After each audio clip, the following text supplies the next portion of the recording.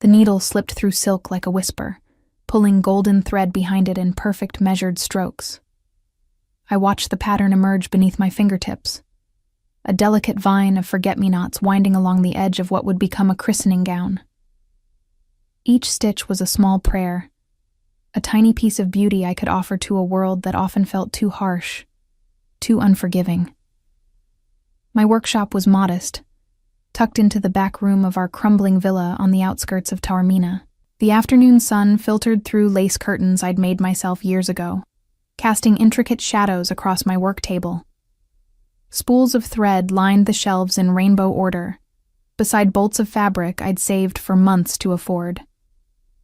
This space was mine, the only thing in my life that truly belonged to me. Until 3 days ago, when everything changed. Valentina. My father's voice cracked through the peaceful silence like breaking glass. I didn't look up from my embroidery, didn't acknowledge the shuffle of his feet in the doorway. Valentina, we need to talk. The needle paused mid-stitch. Something in his tone made my chest tighten, made the air in my small sanctuary feel suddenly thin. I knew that voice, the one he used when the creditors came, when the gambling debts piled higher than he could climb. Papa, not now. I have to finish this piece for Signora Russo's granddaughter by Friday. It doesn't matter anymore. His words fell heavy, final. None of it matters. I finally raised my eyes to meet his. Romano Benedetti looked 20 years older than his 53 years. Gray stubble shadowed his jaw, his shirt was wrinkled, and his hands, once steady hands of a carpenter, trembled like autumn leaves. But it was his eyes that frightened me most. They held something I'd never seen before. Absolute defeat. What have you done? The question emerged barely above a whisper. He stumbled into my workshop, collapsing into the old wooden chair where I sometimes sat to rest my back between orders. His face crumpled, and I watched my father, the man who had raised me alone after Mama died, who had taught me to find beauty in small things, who had once been proud and strong, dissolve into tears.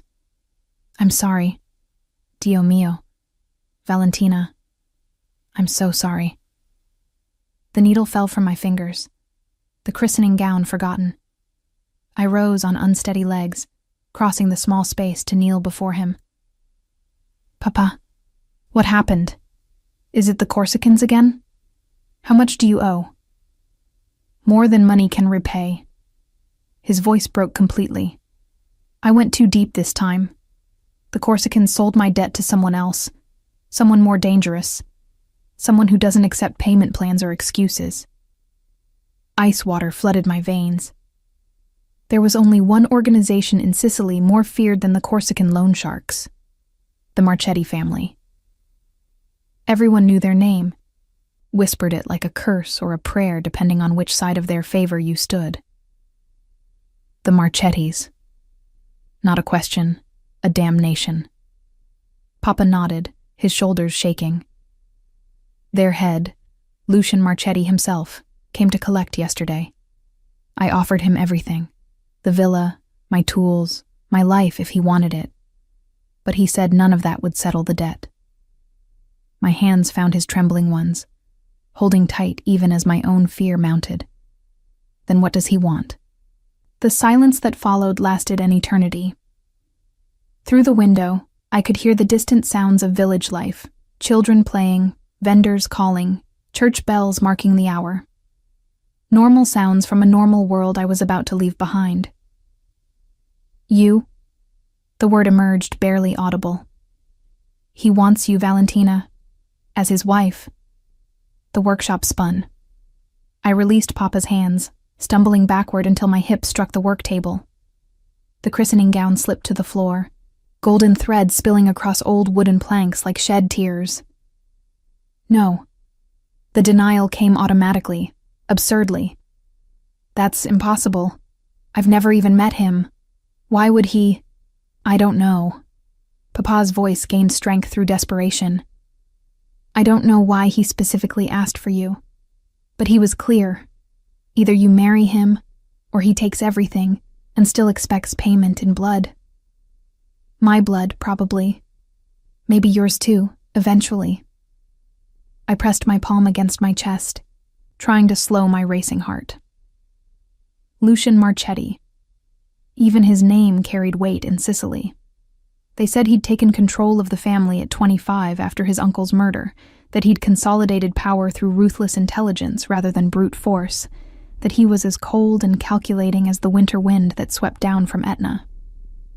They also said he'd never shown interest in marriage, preferring to keep his private life as impenetrable as his business dealings.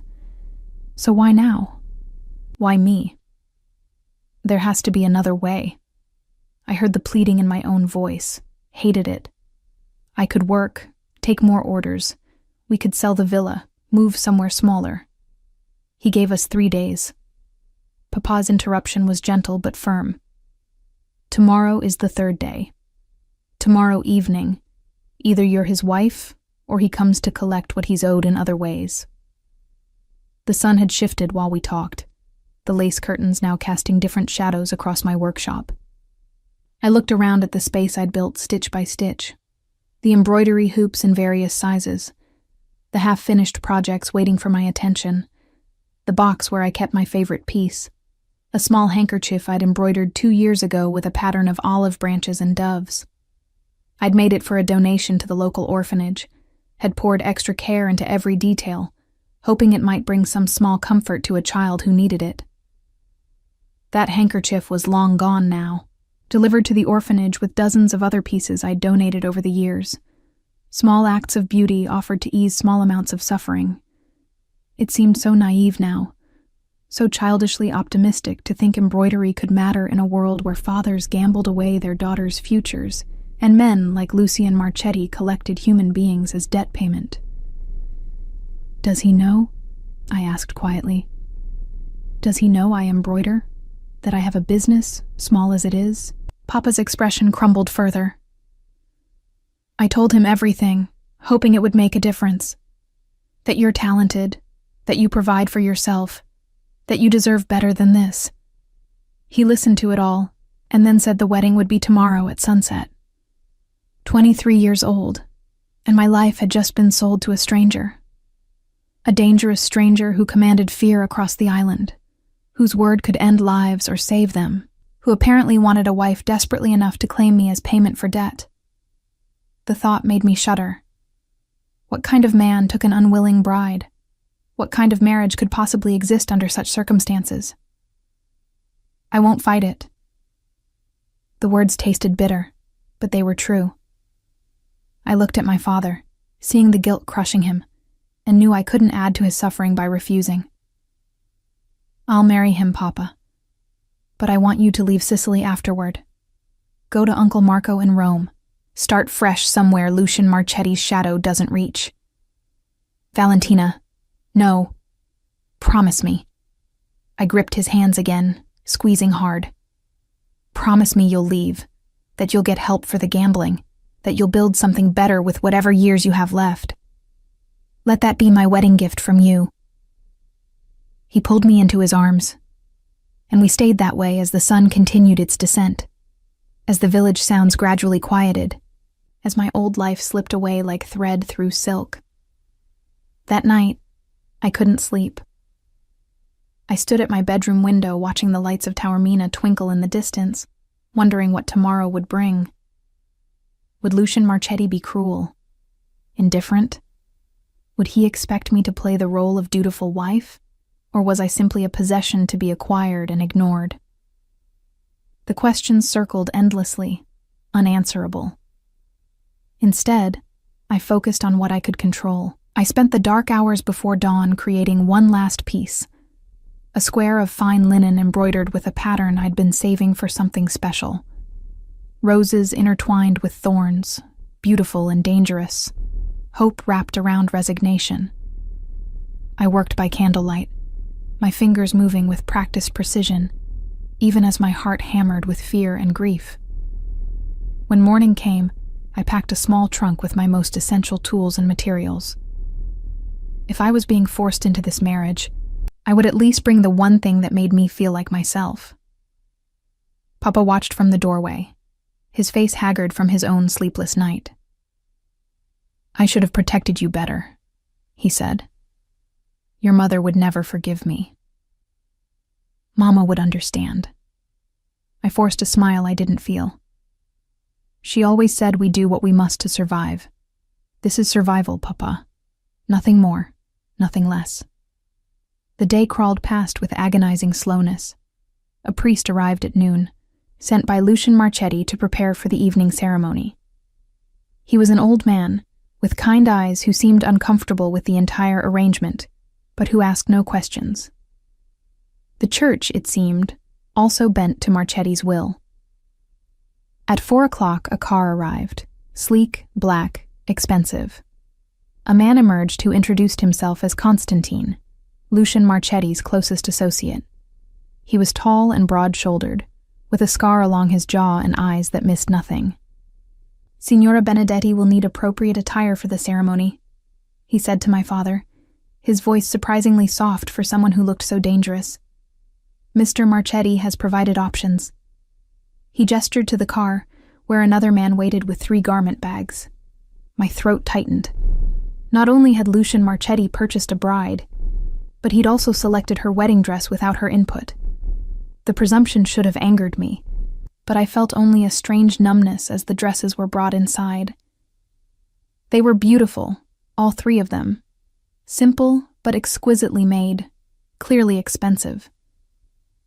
The one I finally chose was ivory silk with delicate lace at the collar and cuffs, modest enough to wear before God, elegant enough to suit a Marchetti bride. When I slipped it on, it fit perfectly. Of course it did. Lucian Marchetti struck me as a man who left nothing to chance. As sunset approached, Constantine returned to escort me to the ceremony. My father helped me into the car, his hands shaking as he squeezed mine one final time. "Be strong, Farfallina," he whispered, using his childhood nickname for me, Little Butterfly. "You've always been stronger than you knew." The drive took us away from our modest neighborhood, climbing into the hills where the old villas stood, where wealth and power concentrated like storm clouds. I watched the landscape change through the car window, my hands clenched tight in my lap, the embroidered handkerchief I'd made that morning tucked into my sleeve like a talisman. We arrived at a villa that looked more like a fortress. Stone walls thick and ancient, iron gates that opened silently at our approach, gardens that sprawled in geometric precision. This was where Lucian Marchetti lived, where he conducted business, where he ruled his empire. And now, where I would live too. Constantine helped me from the car, his touch surprisingly gentle. "The chapel is this way, Signorina. Your father is already inside." My legs trembled as I walked, the ivory dress whispering with each step. The chapel was small, tucked into a corner of the estate, lit by candles that cast dancing shadows across stone walls. The old priest stood at the altar, Bible in hand. My father sat in the first pew, his face anguished. And at the altar, waiting with absolute stillness, was Lucian Marchetti. My breath caught. I'd expected a monster, or at least someone whose face reflected the darkness of his reputation. Instead, I found a man who could have been carved from marble, classically handsome with sharp cheekbones, a strong jaw, dark hair swept back from his face, and eyes the color of smoke on water. He wore a black suit that fit him like armor, hands clasped loosely in front of him, expression completely unreadable. He watched me approach with an intensity that made my skin prickle, as if he could see through the dress, through skin and bone, straight to the terrified girl beneath. I forced myself to keep walking, to keep my chin up, to not show the fear coursing through my veins like ice. When I reached his side, he spoke for the first time. His voice was low, measured, with the slight rasp of someone who chose words carefully because they mattered. "Valentina." Not a question, an acknowledgement. Lucien. I matched his tone, refusing to give him the satisfaction of seeing me cower. Something flickered in those storm-gray eyes. Surprise, perhaps? Or approval?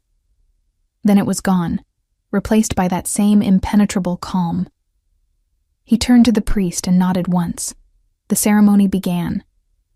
I heard the words as if from a great distance. Love, honor, cherish, sickness, health, death. All the promises I'd once imagined making to someone I chose. Someone who loved me. Someone who saw me as more than payment for a debt. Instead, I spoke them to a stranger whose cold expression never wavered, whose voice remained emotionless as he repeated his own vows. When the priest instructed us to exchange rings, Lucien produced a band of platinum set with a single perfect diamond. It slid onto my finger with the weight of a shackle. I had nothing to give him in return, but he'd anticipated that too. Constantine stepped forward with a simple platinum band that I placed on Lucien's finger with trembling hands. You may kiss your bride. I braced myself, expecting. I didn't know what. Force? Possession? Claim? Instead, Lucien leaned forward and pressed his lips to my forehead. So brief, so careful, it might have been an accident. Then he stepped back, the distance between us suddenly feeling like a canyon. It's done, he said quietly, though whether to me, the priest, or himself, I couldn't tell. And just like that, I was Valentina Marchetti, wife to the most feared man in Sicily, trapped in a marriage I never wanted, bound to a stranger I didn't know, beginning a life I couldn't imagine. As we left the chapel, Lucien didn't offer his arm. He simply walked ahead, expecting me to follow. Constantine fell into step beside me, his presence oddly comforting. Your belongings have been moved to the east wing, he said quietly. Mr. Marchetti thought you might prefer your own space while you adjust. My own space, separate rooms, relief warred with confusion. What kind of husband married a woman and then immediately gave her separate quarters? What was Lucien Marchetti's game? I found out soon enough. After showing me to a suite of rooms that were larger than my entire childhood home, Constantine left me alone. The space was beautiful. Antique furniture, silk curtains, a bed that looked like it belonged in a palace. My small trunk of embroidery supplies looked pathetic in the corner, a reminder of everything I'd lost. I waited, nerves stretched taut, for Lucien to arrive, for the wedding night that every terrified part of me had been dreading. Hours passed. Midnight came and went, and Lucien Marchetti never appeared. The first morning of my marriage, I woke alone in a bed large enough for 4 people, tangled in silk sheets I'd barely disturbed during a fitful night of half-sleep. Sunlight streamed through windows I'd forgotten to curtain, momentarily disorienting me. For a handful of heartbeats, I didn't remember. Then reality crashed back. The wedding, the chapel, the cold distance in Lucien Marchetti's eyes. My husband. The word felt foreign even in my thoughts. A soft knock interrupted my spiral of anxiety. Signora Marchetti? May I enter? I scrambled upright, pulling the sheets higher, despite being fully clothed in the nightgown I'd found laid out in the bathroom the previous night. Another gift from Lucien, I assumed. Another decision made for me. Yes, come in. The door opened to reveal a woman in her 50s, with kind eyes and silver-streaked hair pulled back in a neat bun. She carried a tray that smelled of coffee and fresh bread, and her smile was genuinely warm. Good morning, Signora. I'm Teresa, the head housekeeper. Mr. Marchetti asked me to ensure you had everything you needed.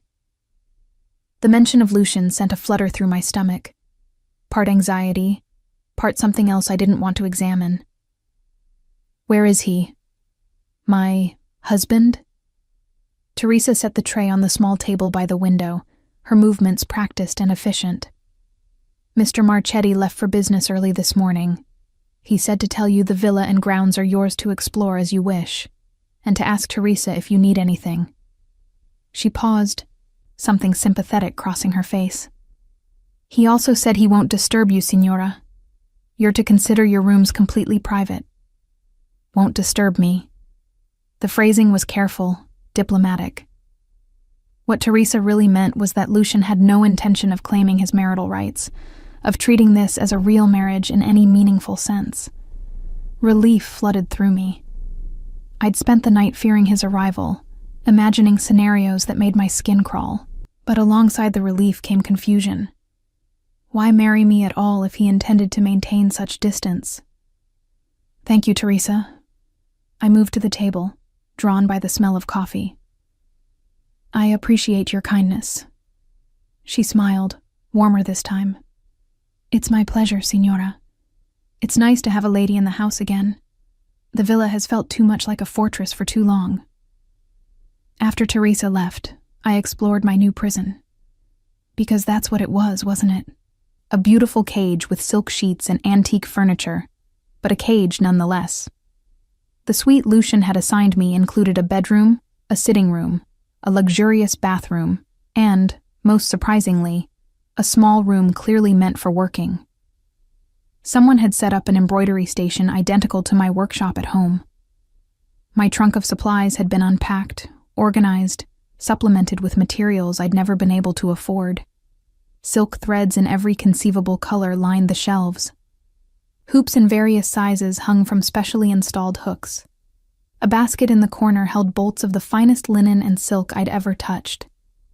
I sank into the chair, running my fingers over the smooth wood of the table. Who had done this? Lucian? Or had Constantine taken it upon himself? Either way, someone had paid attention to what mattered to me. Someone had tried, in their own way, to make this gilded cage more bearable. The handkerchief I'd embroidered the night before my wedding lay folded in my trunk. I pulled it out, studying the roses and thorns I'd stitched by candlelight. It seemed fitting somehow. Beauty wrapped around pain. Hope threaded through resignation. On impulse, I decided to give it to Lucian. A peace offering, perhaps. A small gesture to bridge the vast distance between us. The next 3 weeks established a pattern that was both comforting and maddening in its predictability. Lucian left early each morning before I woke. He returned late each evening, long after I'd retreated to my rooms. We ate meals separately. We moved through the villa like ghosts occupying different planes of existence, aware of each other, but never quite intersecting. I left the embroidered handkerchief on his desk in the study on my 5th day in the villa. It disappeared, though Lucian never mentioned it. I told myself he'd probably thrown it away, but some stubborn part of me hoped otherwise. Teresa became my primary source of human contact. She'd bring breakfast, share village gossip, ask about my embroidery projects. Through her, I learned the rhythms of the household. When Constantine arrived for meetings with Lucian, when the groundskeeper came to tend the gardens, when the chef prepared the meals that Lucian and I ate separately. You should explore the grounds, Signora, Teresa suggested one morning as she cleared away my breakfast dishes. The gardens are especially beautiful this time of year, and there's a small chapel on the eastern edge that overlooks the valley. I'd been avoiding the grounds, afraid of seeming too comfortable, too accepting of my circumstances. But Teresa was right. The villa felt increasingly suffocating. That afternoon, I finally ventured outside. The gardens were magnificent. Geometric beds of roses and lavender stretched in precise rows, broken by marble fountains and stone benches positioned to catch the best views. I wandered the paths for nearly an hour, letting the sunshine and fresh air clear the cobwebs from my mind. The chapel Teresa mentioned sat at the far end of the property, a small stone building that looked centuries old. Its doors stood open, inviting. Inside, I found cool silence and stained glass windows that painted the floor in pools of colored light. Someone had left flowers on the altar, fresh flowers, recently placed. I sat in one of the pews, letting the peace of the space wash over me. This was what I'd needed, a moment away from the villa's luxury, from the constant awareness of Lucian's absence, from the confusion of my new life. "I thought I might find you here." I jumped at the voice, spinning to find Lucian standing in the doorway. The late afternoon sun backlit him, making it impossible to read his expression. My heart hammered against my ribs. This was the first time we'd been alone since the wedding. The first time he'd sought me out deliberately. "I'm sorry," I said automatically, starting to rise. "I didn't mean to intrude." "It's not an intrusion." He moved into the chapel with that same controlled grace I remembered from the wedding, each step measured and deliberate. "The chapel is as much yours as mine now. More yours, perhaps. I rarely use it." He settled onto the pew across the aisle, maintaining careful distance. Up close, I could see the exhaustion in his face, the tension in his shoulders. Whatever business kept him away all day clearly took its toll. "Teresa said I could explore the grounds," I offered, unsure what else to say. "Teresa is right. This is your home now, Valentina. You're not a prisoner." His voice remained low, carefully neutral. "You're free to come and go as you please, though Constantine or one of his men will accompany you outside the estate for safety reasons." Safety. He meant his enemies, the ones who might see me as a weakness to exploit. I was free, but only within certain boundaries. Still, it was more than I'd expected. "Thank you." I hesitated, then added, "For the workshop. Someone set up a beautiful space for my embroidery." "Was that you?" Something flickered across his face, too quick to identify. "I understand it's important to you. I wanted you to be able to continue your work." The handkerchief. I'd left it on his desk over 2 weeks ago, but still, I had to ask. Did you find something I left for you? On your desk?" This time the flicker lasted longer. Surprise, perhaps, or something deeper. His hand moved unconsciously to his breast pocket, a gesture so brief I almost missed it. "I did. It was beautiful. Thank you." He'd kept it. The realization sent an unexpected warmth through my chest. Lucian Marchetti, the cold mafioso who'd purchased a bride to settle a debt, had kept the handkerchief I'd made him, had carried it with him, if that unconscious gesture meant what I thought it did. "I'm glad you liked it." I gathered my courage, needing to understand something that had been eating at me since the wedding. "Lucien, why did you marry me?" "Really?" My father's debt wasn't that large, relatively speaking. You could have taken the villa, his tools, written off the rest as a loss. Why insist on this? Silence stretched between us, broken only by the distant sound of birds outside. For a moment, I thought he wouldn't answer. Then he spoke, his voice so quiet I had to strain to hear. "Because sometimes the price of what we want isn't money. Sometimes it's something else entirely." He stood abruptly, as if the admission had cost him something. "I should return to work. Enjoy the grounds, Valentina. This is your home now. I want you to feel comfortable here." He was gone before I could press for more explanation, leaving me alone in the chapel with more questions than answers. What had he meant? What did Lucian Marchetti want that had required taking me as payment? Over the following weeks, I continued my tentative exploration of my new life. I established a routine, mornings in my workshop, afternoons in the gardens or exploring the villa's extensive library, evenings alone in my rooms. The isolation should have been depressing, but I found a strange peace in it. No one demanding things of me, no father to worry about, no creditors knocking at the door. Just blessed, quiet solitude. And yet, I found myself listening for Lucian's footsteps in the hallway. Found myself leaving small gifts in places I knew he'd find them. Another embroidered handkerchief, this one with olive branches. A bookmark stitched with his initials. A napkin edged with delicate lacework. Each one disappeared, never acknowledged but never rejected. It became a game of sorts, this silent conversation through embroidery. I'd create something, leave it where he'd find it, then wait to see if he'd respond. The responses were subtle.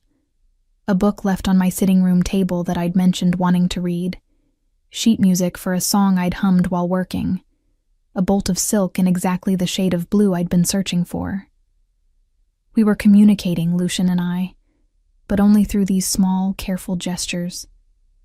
Never words. Never direct interaction beyond the handful of times we'd crossed paths in the villa's corridors. Always maintaining that careful distance, that wall of ice between us. Teresa noticed. "You're lonely, Signora," she said one morning, her voice gentle with concern. "This is no way for a young bride to live." "I'm fine," I assured her, not sure if I was lying. "I have my work." "Work isn't the same as companionship." She set down the coffee pot with more force than necessary.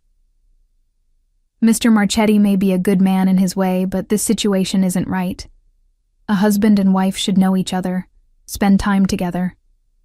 This separate lives business is unhealthy." I wanted to argue but couldn't. She was right. This wasn't a marriage. It was a business arrangement where both parties happened to live in the same building.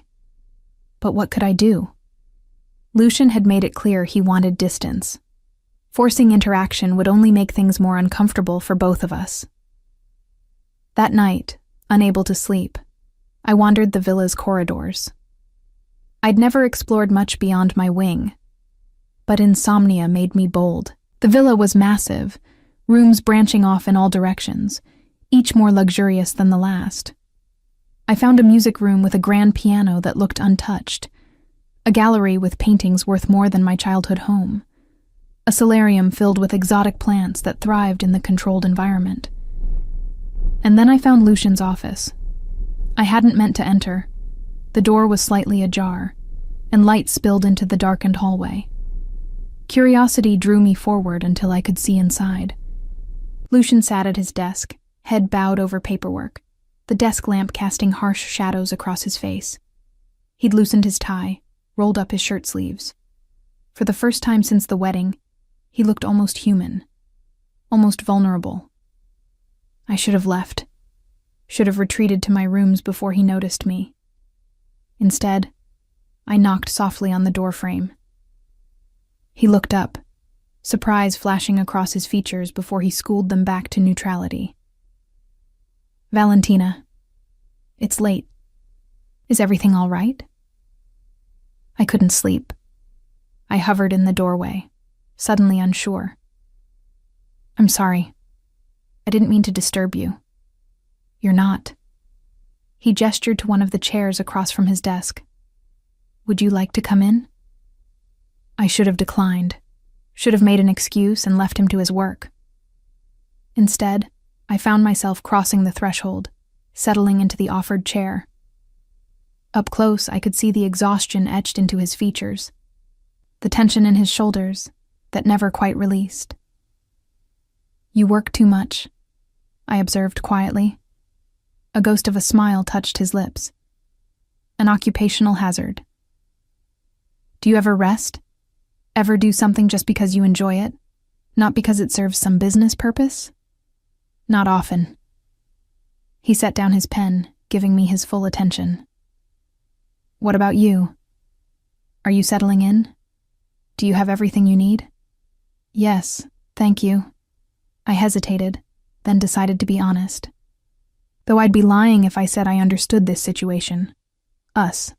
Whatever this is. His expression shuddered slightly. "I know this isn't what you imagined for your marriage." "No," I agreed. "But it's also not as terrible as I feared. You've been kind. Distant, but kind. I just wish I understood why."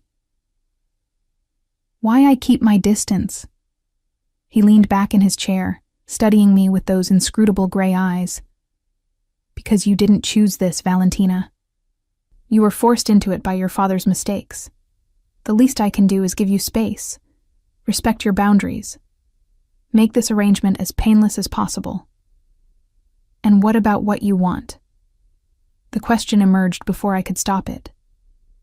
What did you mean in the chapel about the price of what we want?" Lucian's jaw tightened, almost imperceptibly. For a long moment I thought he wouldn't answer. Then he stood, moving to the window that overlooked the gardens, his back to me. "Some prices are too high to explain," he said finally. "Some wants too complicated to justify. Go to bed, Valentina. It's late." It was a dismissal, gentle but firm. I rose, disappointment settling heavy in my chest. Whatever walls Lucian had built around himself, they weren't coming down tonight. "Good night, Lucian." "Good night." He didn't turn from the window. "And Valentina, thank you for the gifts. They mean more than you know." I left before he could see the tears that suddenly threatened. Something about his admission, the rawness beneath the careful control, cracked something inside me. This man who'd claimed me as payment, who maintained such rigid distance, who worked himself to exhaustion managing an empire built on fear. This man appreciated my small offerings of embroidered beauty. Maybe, I thought as I returned to my rooms, there was more to Lucian Marchetti than the cold reputation suggested. Maybe beneath the ice, something warmer waited. Something worth trying to reach. I just had to figure out how to break through the walls he'd built so carefully around his heart. 6 months into our strange marriage, I finally began to understand the patterns of Lucian's life. The rigid schedule, the careful compartmentalization, the walls he maintained between different parts of himself. I learned that he took his coffee black at 5 a.m., that he spent Tuesdays with Constantine reviewing security protocols, that Thursday evenings were reserved for meetings with people who came and went through a side entrance I was carefully steered away from. I also learned that despite his best efforts to remain distant, Lucian was watching me. Not obviously, never intrusively, but I felt his attention like a physical weight. Teresa mentioned once that he asked about my days, about whether I seemed content, about whether I needed anything.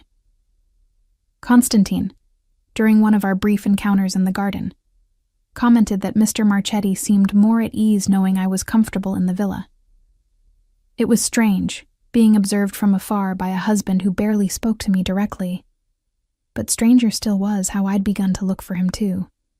Glimpses of him leaving in the morning, the sound of his voice through closed doors, the way the air in a room felt different when he'd recently occupied it.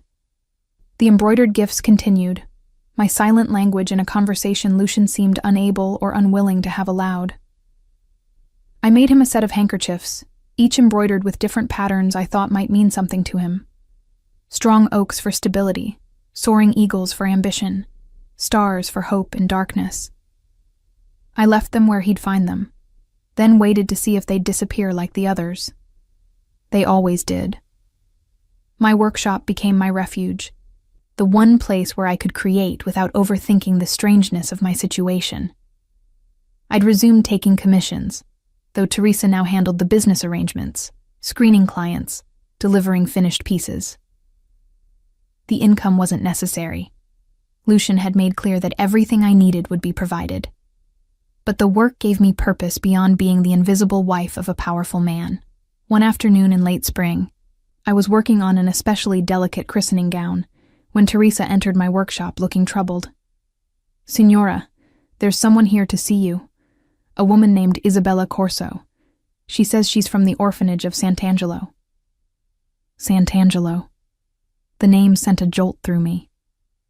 That was where I'd donated pieces over the years, including the handkerchief I'd been so proud of 2 years ago, the one with olive branches and doves, painstakingly detailed, poured full of prayers for the children who had so little. "Of course, please show her in." Isabella Corso was a petite woman in her 60s, with gentle eyes and hands marked by years of work. She carried herself with the quiet dignity of someone who devoted her life to caring for others.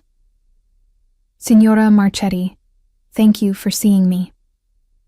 She settled into the chair I offered, her gaze sweeping over my workshop with appreciation. "What a beautiful space. Teresa mentioned you continue your embroidery work here." "I do. It helps." I set aside the christening gown. "Teresa said you're from Sant'Angelo. I used to donate pieces there before my marriage. Is everything all right with the children? The children are well, thanks in part to your generous donations over the years. Isabella smiled warmly. Your pieces brought such comfort, especially to the youngest ones. There was one in particular, a handkerchief with olive branches and doves, that became quite special to a little boy named Marco. He carried it everywhere after it was given to him. My throat tightened. I'm so glad it brought him comfort. Actually, that's why I'm here. Isabella's expression grew more serious. I wanted to thank you personally, but also to tell you something I think you should know. That handkerchief was never actually distributed to the children in the usual way. Confusion flickered through me. What do you mean? A man purchased it directly from us before it could be added to the general donations. He was quite insistent, said he wanted that specific piece, offered far more than its value. He comes to San Angelo regularly, has for years. Always makes generous anonymous donations, never asks for recognition. But that handkerchief was the first time he requested something specific. My pulse quickened. Who was this man? He never gave his name, but the children know him. They call him the Shadow Angel, because he only visits late in the evening, when the light is dim. He sits with the children, reads to them, listens to their stories. He's especially good with the ones who have nightmares, the traumatized ones. Isabella's voice softened. I didn't realize until recently that the Shadow Angel was your husband, Signora Marchetti. The workshop seemed to tilt. Lucian? Yes, when I discovered who you'd married, I made the connection. Mr. Marchetti has been supporting Sant'Angelo for over 15 years. He was a resident there himself as a young boy, from ages 7 to 12, after his mother died, and before his uncle claimed him. The orphanage shaped him in profound ways. I couldn't speak. Lucian, cold, distant Lucian, had been a traumatized child at Sant'Angelo, had grown up without family, without stability, until his uncle had drawn him into the world of organized crime. And now he returned regularly, offering comfort to children who reminded him of who he'd been. And my handkerchief, the one I'd made with such care, pouring beauty into every stitch. He'd wanted it specifically, had paid for it before it could be given to a child, had kept it for himself. I thought you should know, Isabella continued gently, because I suspect Mr. Marchetti would never tell you himself. He's a very private man. But his connection to Sant'Angelo, to the work we do there, it's important to him. And your embroidery touched something in him. I saw his face when he held that handkerchief. It mattered. After Isabella left, I sat in my workshop for a long time, the christening gown forgotten. Everything I thought I understood about my marriage had just shifted. Lucian hadn't simply purchased a bride to settle a debt. He'd specifically wanted me. Why? Because I was the creator of a piece of embroidery that had meant something to him? Because I donated beauty to the orphanage that had raised him? The question spiraled, but one thing became clear. I needed to see Sant'Angelo for myself. Needed to understand this part of Lucian he kept hidden. Needed to walk the halls where he'd been a frightened boy. Needed to witness whatever it was that drew him back again and again. That evening, I waited in the sitting room off the main entry, knowing Lucian would pass through on his way to his office. When he finally appeared, exhaustion evident in every line of his body, I called out before I could lose my courage. Lucian, could we talk? Please? He paused, surprise flickering across his features. Of course. Is something wrong? No, I had a visitor today. Isabella Corso from Sant'Angelo. Every muscle in his body went rigid. His expression, usually so carefully controlled, showed something raw. Fear, perhaps? Or vulnerability. What did she tell you? About your connection to the orphanage. about how you support them, visit the children. I stood, crossing to where he stood frozen in the doorway. About how you specifically purchased the handkerchief I made 2 years ago. Valentina, why didn't you tell me? The question emerged softer than I intended. Why let me think you were just collecting a debt, when really you wanted... I faltered, unsure how to finish. Wanted what? His voice was rough, stripped of its usual control. To tell you I'd been watching you for 2 years, that I'd seen you drop off donations at Sant'Angelo, had seen the care you put into every piece, that when I saw that handkerchief, saw the olive branches and doves you'd embroidered with such hope, I knew I'd found something rare and precious. My breath caught. You were watching me?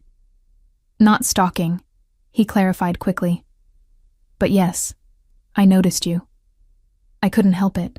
You brought beauty to a place that had known so much pain, offered comfort without expecting anything in return. When your father's debt came to me, when I realized you were the same woman who'd created that handkerchief. He ran a hand through his hair, a rare gesture of frustration.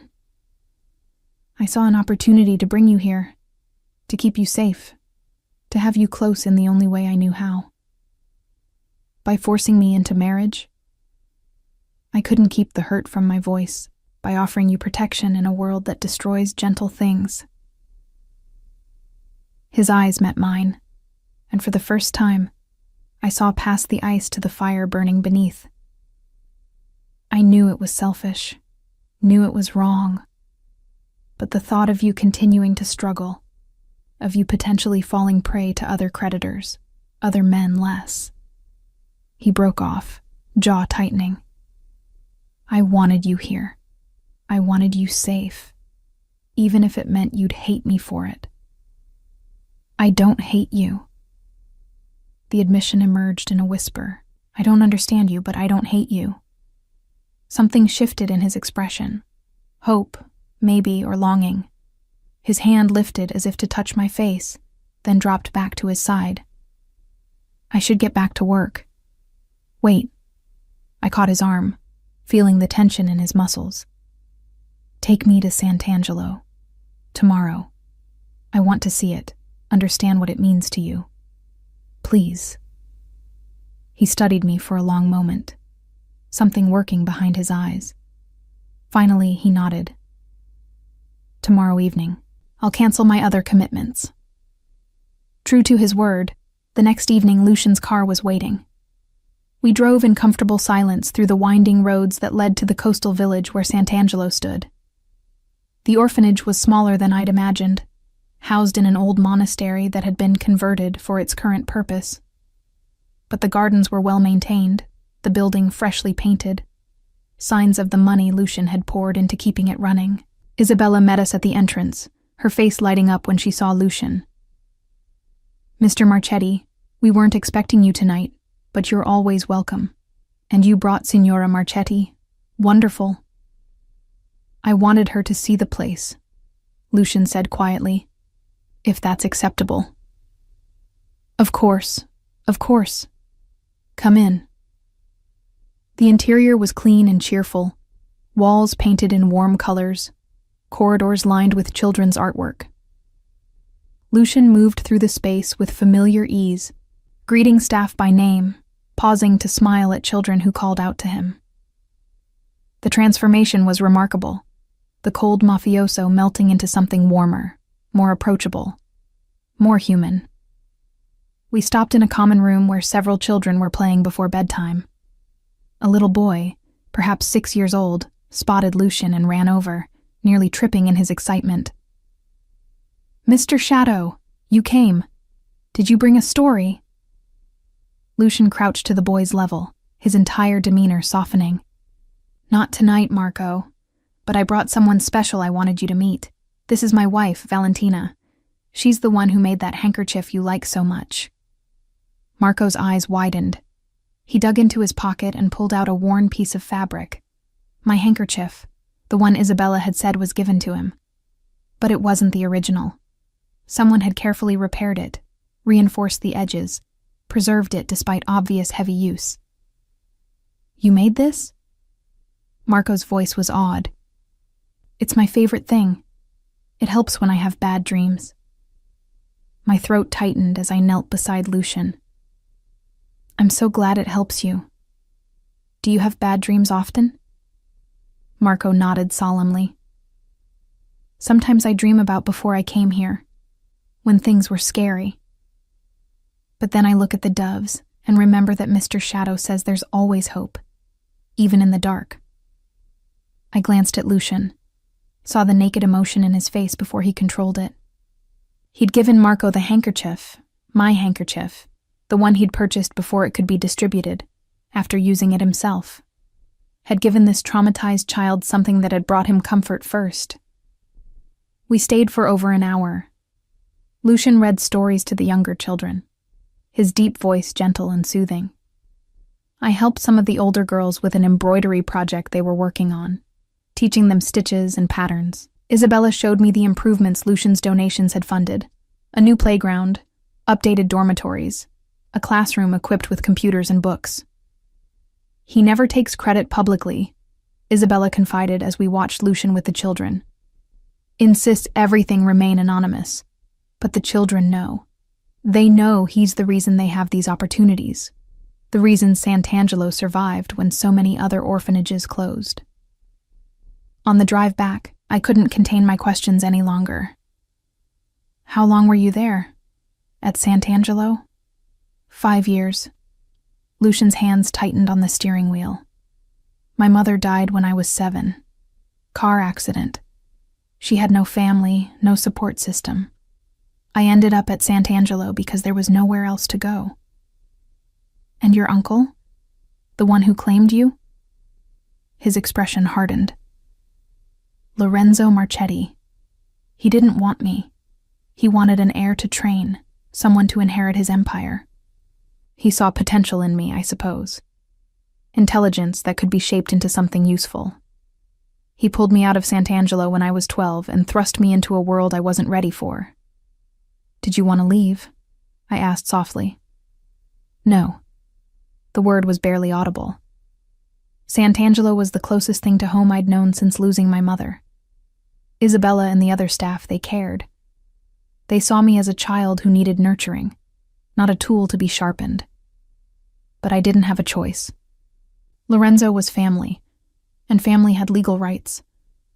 "So you do understand," I murmured, "what it's like to have your life decided by others, to be claimed as property rather than cherished as a person." He glanced at me, something raw in his expression.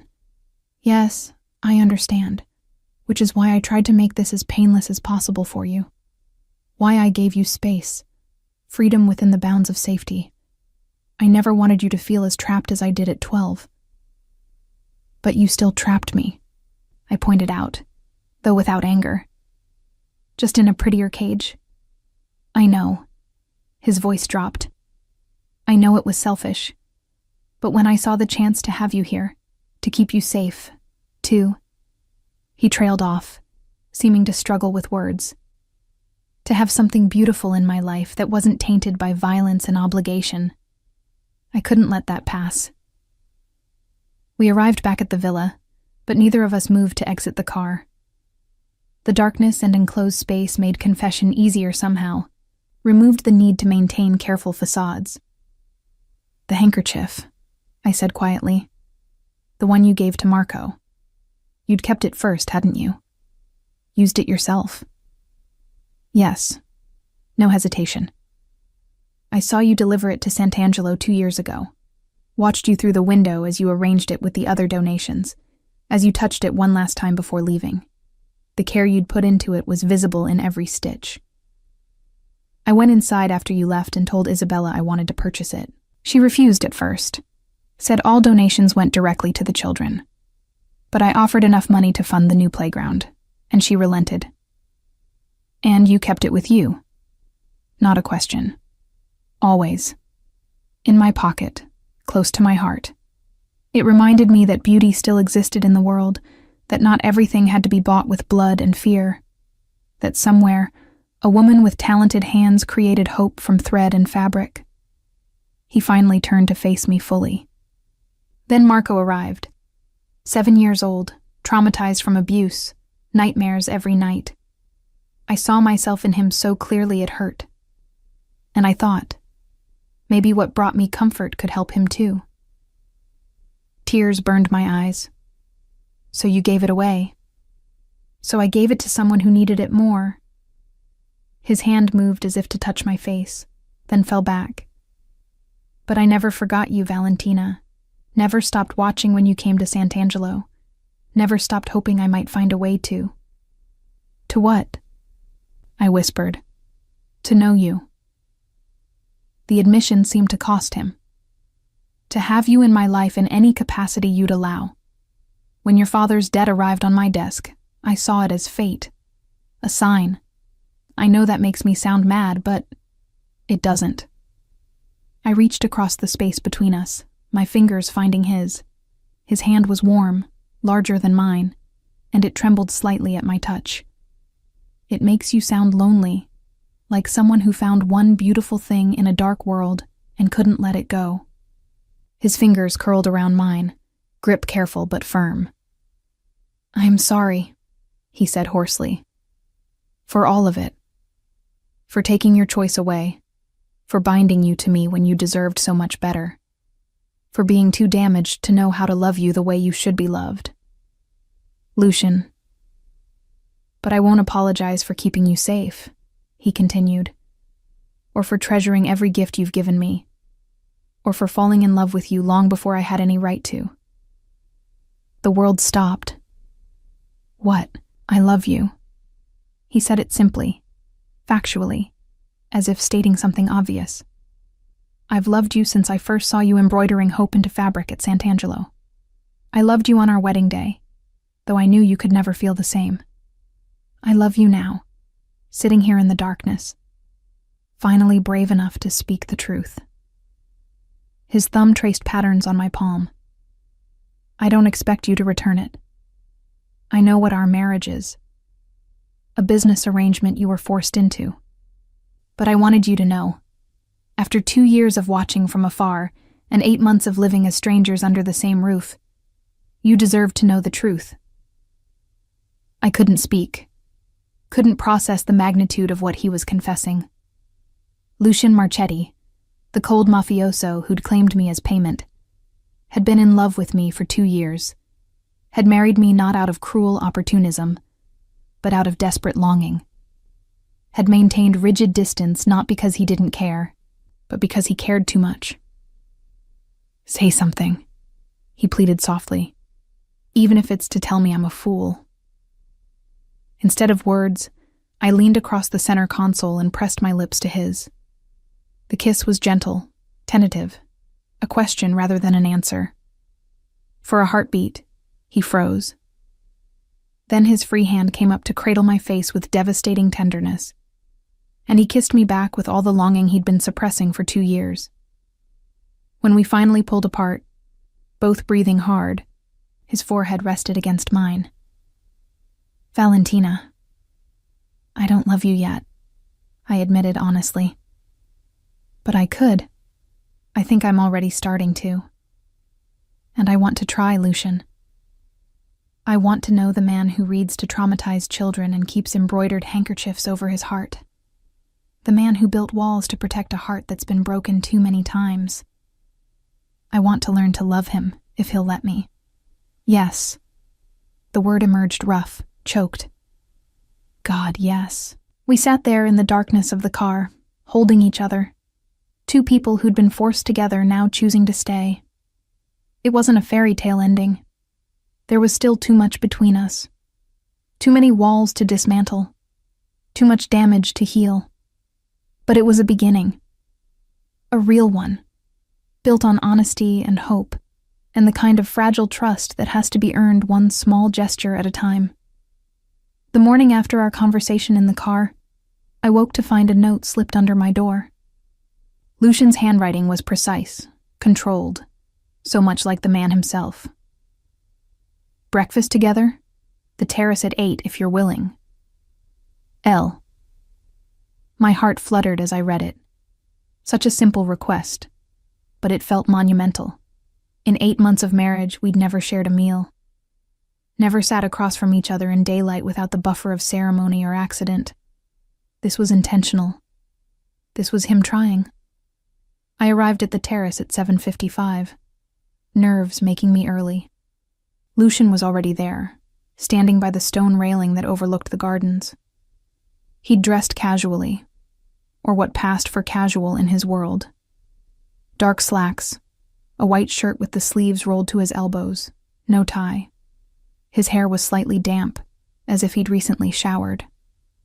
When he heard my footsteps, he turned, and the expression on his face, vulnerable, hopeful, uncertain, made my breath catch. "You came," he said, as if there'd been doubt. Of course I came. I moved to the table Teresa had set with fresh flowers, and what looked like enough food to feed 6 people. "Did you think I wouldn't?" I thought. He hesitated, then seemed to decide on honesty. "I thought you might have regrets this morning, about what was said last night, about the kiss." "No regrets." I settled into one of the chairs, watching as he did the same across from me. Nervous, maybe. Uncertain about how to navigate this new territory. But no regrets. Something in his shoulders relaxed. Teresa appeared with coffee, her smile knowing as she poured for both of us before discreetly retreating. Lucian fixed his the way I'd learned he preferred. Black, no sugar, while I added cream and watched the liquid swirl and blend. "I've been thinking," Lucian began, his fingers wrapped around his cup, as if needing something to hold. "About what you said. About wanting to know me. I'd like that, Valentina, but I need you to understand what you're asking for." "What do you mean?" His gaze was direct, unflinching. "I'm not a good man. I've done things that would make you recoil. I've hurt people, destroyed lives, made decisions that haunt me. The empire I inherited from Lorenzo. It's built on fear and blood. I've tried to legitimize portions of it, to move toward cleaner business, but some stains don't wash away easily." "I know what you are," I said quietly. "I've known since the wedding. Since before, if I'm honest. Everyone in Sicily knows what the Marchetti family does. Knowing in abstract and knowing in detail are different things." He set down his cup, leaning forward slightly. "If we do this, if we truly try to build something real between us, there can't be secrets. You'll need to understand the reality of my life, the dangers that come with it, the moral compromises I've made. And you'll need to decide if you can live with that." I considered his words carefully. He was right. I'd known he was involved in organized crime, but I'd kept that knowledge vague, undefined. Actually confronting the specifics would be different, harder, but also necessary if we were going to move forward honestly. "Then tell me," I said. "Not everything at once. I don't think I could process that. But start somewhere. Help me understand." He was quiet for a long moment, his gaze distant. When he spoke again, his voice was measured, careful. "My uncle Lorenzo built his power on protection rackets, gambling, and strategic violence. When he died and I took over at 25, I inherited all of it. I was young, angry, and desperate to prove myself. I made decisions in those early years that I'm not proud of." "What kind of decisions?" "The kind where people disappeared when they became problems, where examples had to be made to maintain control, where mercy was seen as weakness. So I learned not to show it." His jaw tightened. "I told myself it was necessary, that this was the world I'd been born into, the only path available to me. But necessity and righteousness aren't the same thing." "And now?" I asked. "Are you still that person?" "Some days." His honesty was brutal. "When threats emerge, when someone challenges my authority, when the people I'm responsible for are in danger, yes, I can still be that person. But I've tried to change, to find other ways. Constantine helps with that. He's been pushing me toward legitimate business for years, toward finding solutions that don't require violence. Is that why you support Sant'Angelo? And other charities, I assume, to balance the scales? A bitter smile touched his lips. You can't balance those scales, Valentina. No amount of charity erases blood. But yes, I try to do some good. To create something positive from the wealth I've accumulated through morally ambiguous means. It doesn't absolve me, but it means something matters beyond just power and control. I absorbed this, letting the truth of who he was settle into my understanding. He watched me carefully, as if expecting rejection. Instead, I reached across the table, my hand finding his. Thank you for being honest. I know that wasn't easy. His fingers closed around mine, grip almost desperate. You're not. Repulsed? I'm processing, I admitted. But no, not repulsed. You've been shaped by circumstances beyond your control, Lucian. That doesn't excuse everything, but it provides context. And I can see you're trying to be better. That matters. I want to be better for you. His voice dropped. I want to be the kind of man who deserves you, even though I know I never truly will. Stop that. I squeezed his hand firmly. Stop deciding you're unworthy before giving us a chance. We're both learning here.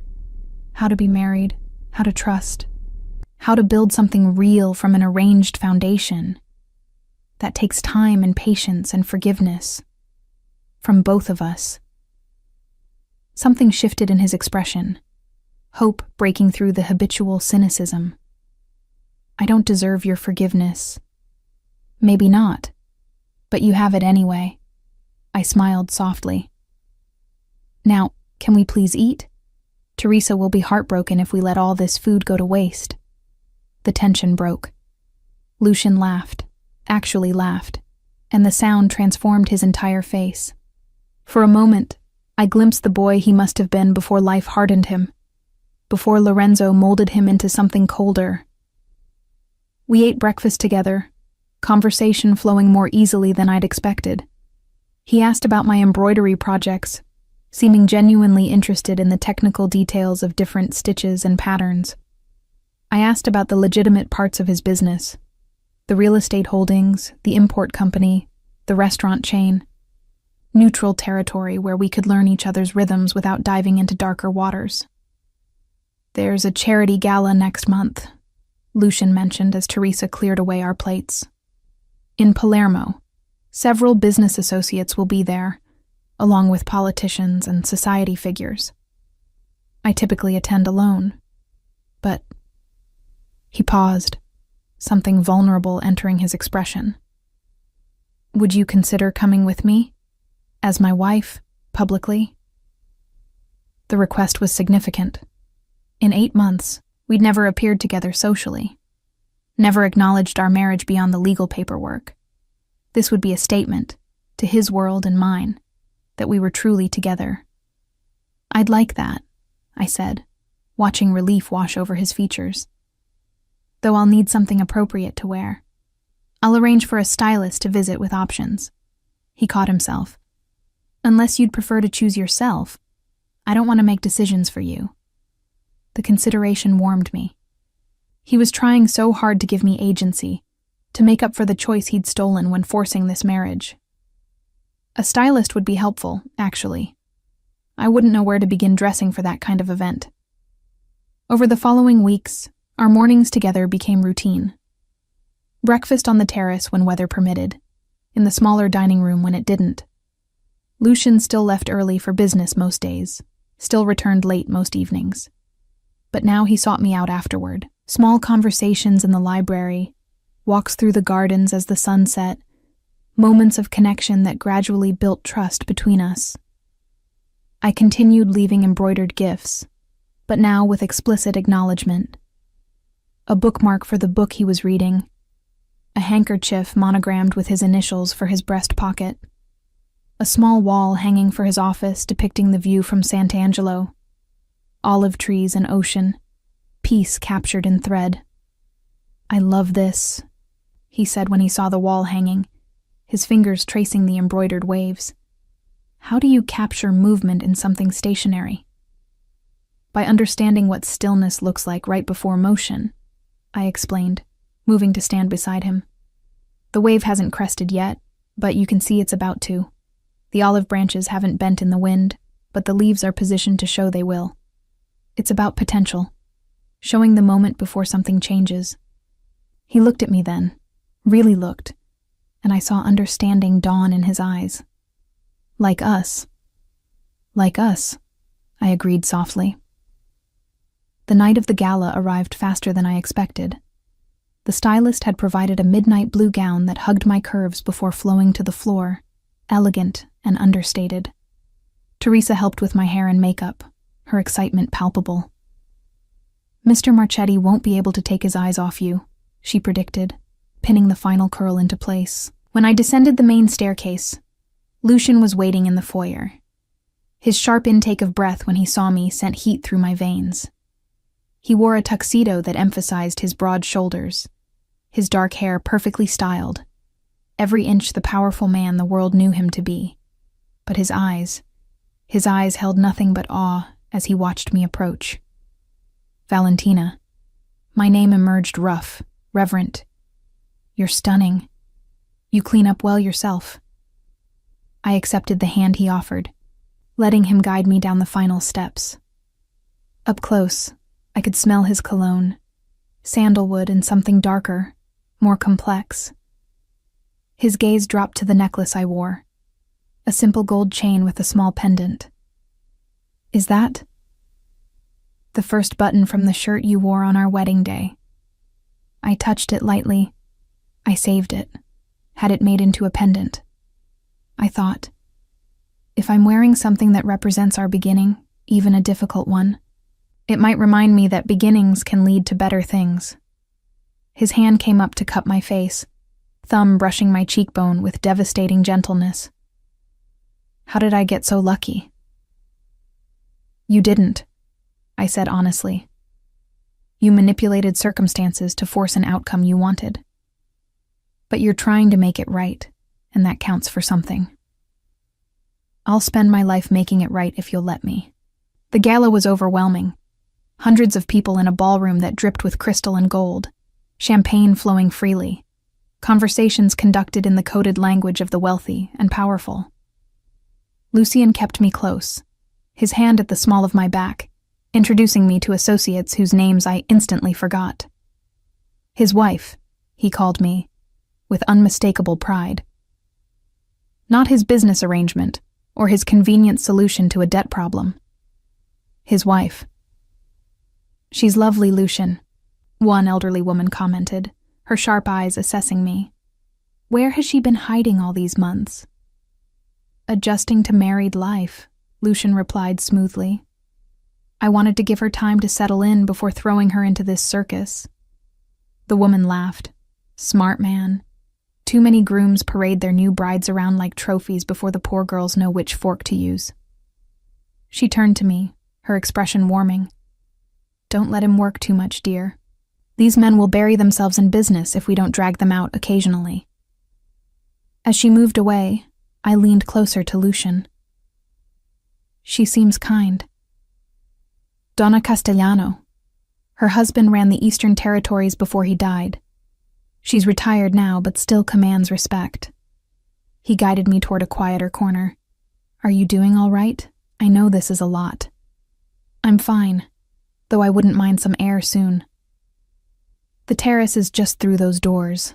Let's—" Lucian Marchetti, the voice that interrupted, was smooth, cultured, and carried an undercurrent of menace that made my skin prickle.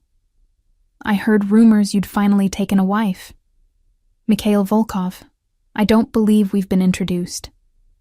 The man who'd appeared was perhaps 40, handsome in a cold way, with pale eyes that assessed me like I was a piece on a chessboard. Lucian's entire body had gone rigid, his hand tightening protectively on my waist. "Volkov." The name emerged flat, unwelcoming. What brings you to Palermo? Business opportunities. Volkov's smile didn't reach his eyes. And curiosity about the woman who finally captured the great Lucian Marchetti's attention. She must be extraordinary to make you drop your guard after all these years. The threat was barely veiled. Lucian's jaw tightened, but his voice remained controlled. Valentina is my wife and under my protection. That's all you need to know. Of course, Volkov inclined his head with mock courtesy. Please give Donna Castellano my regards. I believe I saw her near the champagne fountain. He melted back into the crowd, but the damage was done. Lucian's entire demeanor had shifted, the careful control replaced by something harder, more dangerous. He guided me toward the exit with barely restrained urgency. We're leaving. Lucian, what? Now. Not angry at me, but at the situation, at Volkov, at the danger that had just become very real. In the car, he pulled out his phone, firing off rapid texts to Konstantin. I watched the city lights blur past, my mind churning with questions I wasn't sure I wanted answered. Who is Mikhail Volkov? I finally asked. Lucian's hand found mine in the darkness, grip tight. Someone dangerous. Someone I've been working to keep away from my territory. And now he knows about you. Is that a problem? Yes. No hesitation. Because men like Volkov look for weaknesses to exploit. And you, Valentina, are my greatest weakness. His voice dropped. But also my greatest strength, which is why I need you to trust me. Whatever happens next, whatever measures I have to take, trust that it's all to keep you safe. Fear coiled in my stomach, but I squeezed his hand. I trust you. That may change, he said quietly. When you see what I become when people I love are threatened. We arrived back at the villa to find additional security posted at the gates, in the gardens, throughout the house. Konstantin was waiting in the foyer, his expression grim. We've secured the perimeter and increased patrols. I've reached out to our contacts in Volkov's organization. Seems he's been sniffing around our operations for weeks. Tonight was deliberate positioning. And Sant'Angelo? Lucian's voice was sharp. Double security, all under the guise of routine maintenance. Isabella has been briefed to refuse any visitors she doesn't personally recognize. Good. Lucian turned to me, his face softening slightly. Valentina, I need you to stay close to the villa for the next few days. No trips to town, no visiting the village. Konstantin or one of his men will be with you whenever you're outside your rooms. You think Volkov would actually try something? I think he's probing for weaknesses. Tonight was reconnaissance. Seeing how I react, measuring my attachment to you. Now that he knows you matter to me, he'll look for ways to exploit that. His hand came up to cut my face. I won't let him near you, I promise. The increased security became my new normal. Konstantin or one of his men, Antonio, Marco, or the silent but efficient Sergio, accompanied me everywhere. Even in the gardens, even in the villa itself, I was never truly alone. Lucian had transformed our home into a fortress, and while I understood the necessity, the constant surveillance wore on my nerves. 3 days after the gala, I was in my workshop trying to lose myself in embroidery when Lucian appeared in the doorway. He looked exhausted. Dark circles under his eyes, tension radiating from his shoulders. He'd been working nearly around the clock, I knew, coordinating with Konstantin to shore up vulnerabilities in his operations. Can I come in? He asked, as if this wasn't his house, as if he needed permission to enter any room. Of course. I set aside the piece I'd been working on, a table runner with intricate geometric patterns that required intense concentration I couldn't muster. You look terrible. Thank you, he said dryly, but moved to sit in the chair across from my work table. I wanted to update you on the situation. My stomach tightened. Has something happened? Nothing direct, but Volkov's been making moves, talking to my suppliers, approaching my business partners, spreading rumors about instability in my organization. His jaw tightened. It's psychological warfare. He's trying to make me seem weak, vulnerable, and he's using you as evidence. Me? How? By suggesting that marriage has softened me, that I've become sentimental, distracted by domestic concerns. In our world, sentiment is seen as weakness, Valentina. Men like Volkov believe love makes you compromised, easier to manipulate. And is it true? I asked quietly. Does loving me make you weaker? His eyes met mine, fierce and unwavering. It makes me more dangerous, because now I have something worth fighting for beyond just power and territory. But it also creates vulnerabilities I didn't have before. Volkov knows that if he threatens you, I'll respond. He's counting on that response being reckless, emotional, giving him opportunities to strike. So what do? We're careful, we're smart, and we wait for him to make a mistake. He leaned forward, elbows on his knees. I've dealt with men like Volkov before. They're patient predators, but they're also arrogant. Eventually he'll overreach, and when he does, we'll be ready. I hated the casual way he spoke about violence and strategy, hated that my life had become a piece in some brutal chess game. But I also understood that this was his reality, had been his reality long before I entered it, and now it was mine too. There's something else, Lucian continued, his voice dropping. I need to attend a meeting tomorrow, in Messina. It's with several associates who are concerned about recent developments. I need to reassure them, demonstrate strength and stability. How long will you be gone? Overnight. Maybe 2 days if negotiations run longer than expected. His hand reached across the space between us, finding mine. I don't want to leave you. Not now. But this meeting is necessary to shore up alliances we'll need if Volkov escalates. Then go. I squeezed his hand. I'll be fine. Constantine will be here, and half of Sicily's security force seems to be camped on our grounds. Promise me you'll stay inside. No garden walks, no terrace visits, just the villa interior. Lucian, please. The single word held so much. Fear, desperation, love barely contained. I can do what needs to be done in Messina if I know you're safe here. If I'm worrying about you, I'll be compromised, and that puts us both in more danger. Put that way, I couldn't refuse. I promise. Villa interior only until you return. He brought my hand to his lips, pressing a kiss to my knuckles that felt like a vow. I'll be back as soon as I can. And Valentina? If anything happens, anything at all, you do exactly what Constantine tells you. No questions, no hesitation. He has instructions to get you to safety by any means necessary. The seriousness in his voice sent ice through my veins. You're frightening me. Good. His honesty was brutal. Fear keeps you alert. Alert keeps you alive. This isn't a game, and Volkov isn't a man who plays by rules. If he sees an opportunity, he'll take it. Consequences be damned.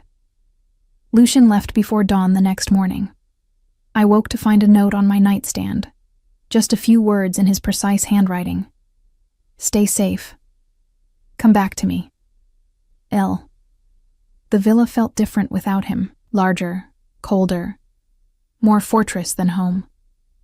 I kept my promise, staying within the interior walls, but the restriction made me restless. I tried to work on embroidery projects but couldn't concentrate. Tried to read but found the words sliding past without comprehension. By afternoon, I was pacing my sitting room like a caged animal. Constantine appeared around 4 o'clock, his expression carefully neutral. Signora Marchetti, everything all right? Fine, just restless. I forced a smile. Any word from Lucian? He arrived safely in Messina. The meeting is progressing as expected. Constantine hesitated, then added, "He asked me to check on you every few hours. Make sure you have everything you need." "I'm fine, Constantine. Truly. You don't need to babysit me." "With respect, Signora, ensuring your safety is my highest priority right now." Mr. Marchetti was very clear about that. I softened, recognizing the position Lucian had put him in. "I know. I'm sorry. It's just, I'm not used to being watched so closely. I understand, but it won't be for much longer. Once the Volkov situation resolves, things will return to normal.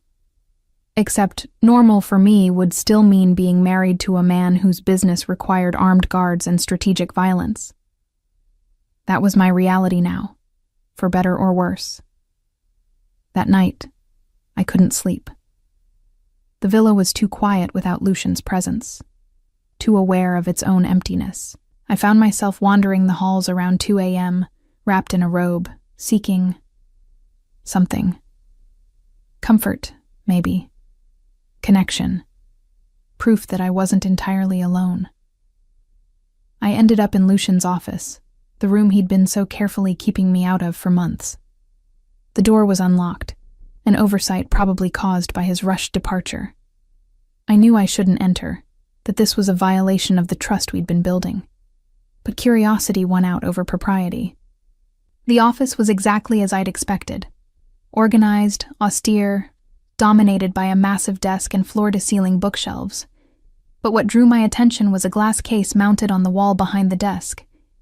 Inside, carefully preserved and beautifully displayed, were all the embroidered pieces I'd made for him over the past months.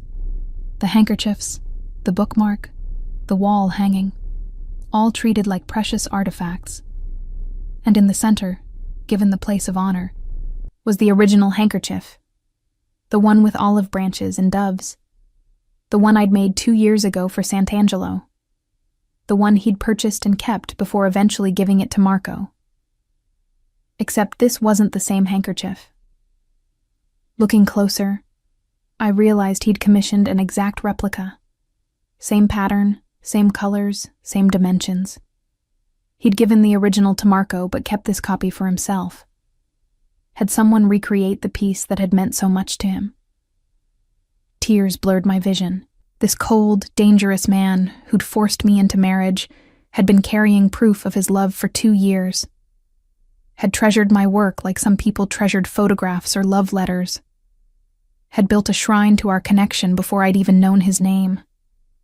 I was wondering when you'd find that. I spun to find Constantine in the doorway, his expression unreadable. "I'm sorry. I shouldn't have..." "He wouldn't mind." Constantine moved into the office, his gaze moving to the glass case. "He comes in here sometimes late at night, just to look at them. I found him standing exactly where you are, touching the glass like he could feel the stitches through it. Why didn't he tell me? Why keep this hidden?" "Because Mr. Marchetti doesn't know how to accept that he deserves beautiful things. He spent his whole life believing he's a monster, that anything good he touches will be corrupted by association. Your work, it's proof he's wrong. But admitting that means admitting he's worthy of love, and that's a truth he's not ready to face." I wiped at my eyes, trying to compose myself. "He told me he loved me, in the car after Sant'Angelo." "I know. He called me afterward, sounding terrified that he'd ruined everything by being too honest." Constantine's voice gentled. "But he's trying, Signora. For you, he's trying to be better than what he was made to be." "I know." I looked back at the display case, at the tangible evidence of Lucian's hidden heart. "I just wish he'd let me see this side of him more often, instead of hiding behind walls. The walls protected him when he had nothing else." Constantine moved to stand beside me. "But they're also the hardest thing to tear down. Be patient with him. He'll get there." We stood in companionable silence for a moment, before Constantine cleared his throat. "You should get some rest, Signora. Mr. Marchetti will likely return tomorrow afternoon, and he'll want to see you looking well, not exhausted from midnight wandering." I nodded, but before leaving, I pulled the embroidered square I'd been working on from my robe pocket, the one with roses and thorns I'd made the night before my wedding. I placed it on Lucian's desk where he'd see it immediately upon returning.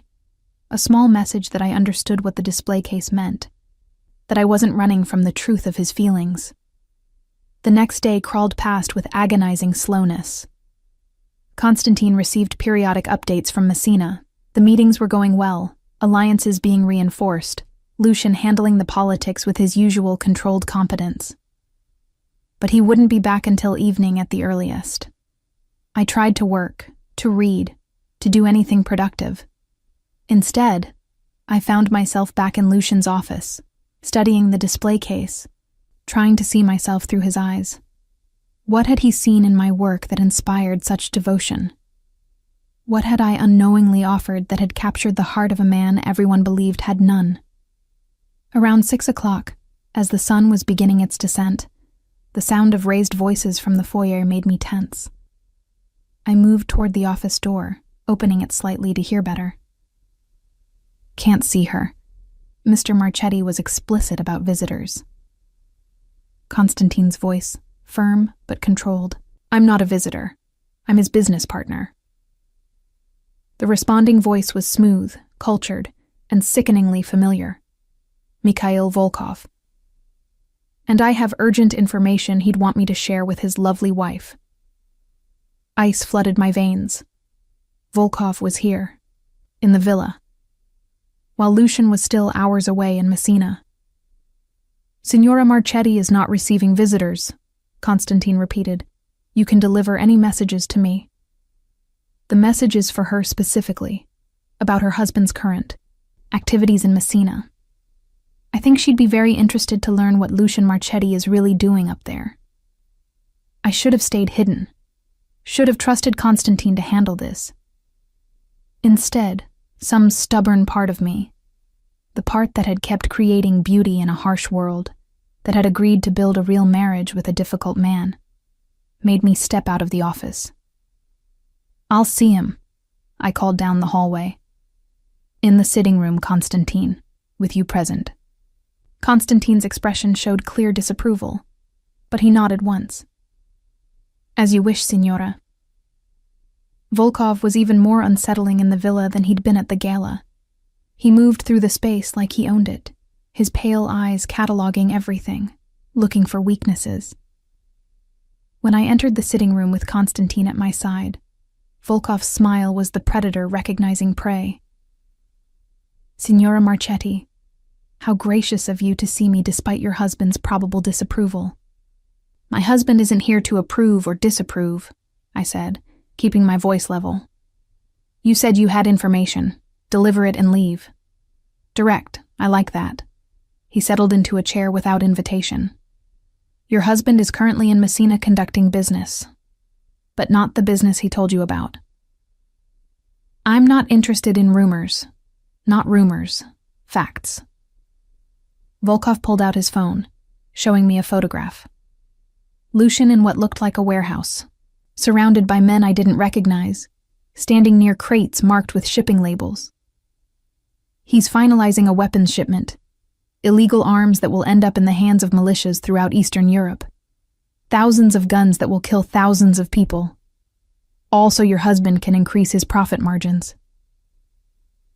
The image blurred as I stared at it. Lucian had said he was meeting with associates, reinforcing alliances. He hadn't mentioned weapons. Hadn't mentioned this aspect of his business at all.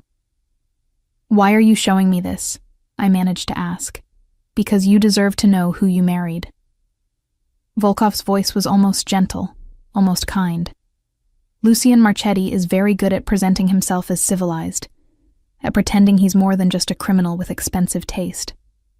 But underneath, he's a monster who profits from death and calls it business. Is that really the man you want to build a life with? Constantine stepped forward, his hand moving to his weapon. That's enough. Leave now before I remove you forcibly. Volkov raised his hands in mock surrender. I'm going, but think about what I've shown you, Signora Marchetti. Think about whether love is enough to overlook blood on your husband's hands. He moved toward the door, then paused. Oh, and tell Lucian that his security has more holes than he realizes. I walked in here easier than I should have. Makes you wonder what else I could access, doesn't it? The moment he was gone, Constantine was on his phone, barking orders to increase patrols, to seal potential breach points, to notify Lucian immediately. I sank into a chair, my mind spinning. The photograph. Lucian surrounded by illegal weapons. Was it real? Had he lied about the purpose of the Messina trip? Or was this more of Volkov's psychological warfare, truth mixed with lies to create maximum damage? Signora. Constantine crouched before me, his expression earnest. Whatever Volkov showed you, it's designed to manipulate, to drive a wedge between you and Mr. Marchetti. Don't let him succeed. Is it true? I asked. The weapons? Constantine's hesitation was answer enough. Mr. Marchetti's business is complicated. Not everything he does is... Just answer the question.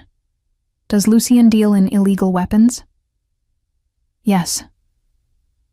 The admission was quiet but honest. Among other things, he's been trying to phase out the more questionable operations. But it takes time. You can't dismantle an empire overnight without creating power vacuums that others will fill more brutally. I pressed my hands over my face, trying to process this.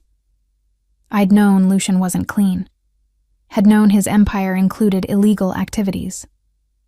But weapons felt different somehow, more directly connected to violence and death. Those guns would kill people. And Lucian profited from that. He's trying to be better, Constantine continued. For you. The changes he's implementing, the shift toward legitimate business, that's all because of you. Because he wants to be worthy of you. But he's not there yet. I lowered my hands, meeting Constantine's gaze. He's still dealing in death while building displays of my embroidery. Still profiting from violence while reading bedtime stories to orphans. How do I reconcile that? I don't know. That's between you and him. Constantine straightened. But I can tell you this.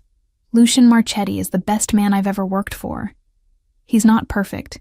He's made terrible choices. But he's also saved hundreds of lives through his support of hospitals and orphanages. He's given people opportunities they'd never have otherwise. He's complicated, Signora. Just like all of us. Before I could respond, Constantine's phone rang. His expression darkened as he answered, listened, then looked at me with something like alarm. What is it? I demanded. Volkov's visit was a distraction. While he was here, his men hit 2 of our warehouses outside Palermo. They're sending a message. What kind of message? That nowhere is safe.